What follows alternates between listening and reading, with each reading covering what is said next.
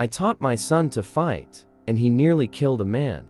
When my wife had our son, we lived in a rough neighborhood. Until he was about 15, I trained him to fight, explaining that it was strictly for self-defense. Then I got a much better job in another state, and we were able to live in a nice house in the suburbs. My son attended a new school and became quick friends with a couple kids, including a girl, M. M was an incredibly smart and hard-working person, and we were glad she was close with our son.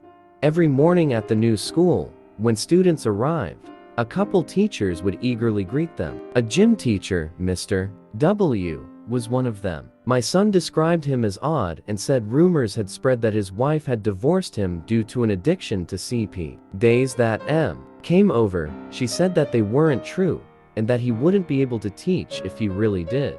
My son still believed these rumors. One day, my son and M arrived at school together. He noticed that M had taken a different route, avoiding Mr. W. He followed her and asked what was wrong, and she opened up about him, threatening to take her away and do unthinkable things to her.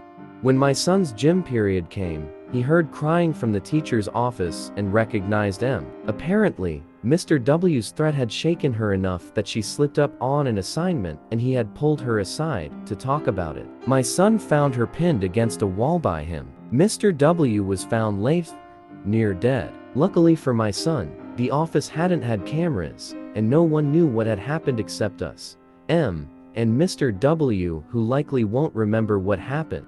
Follow for more.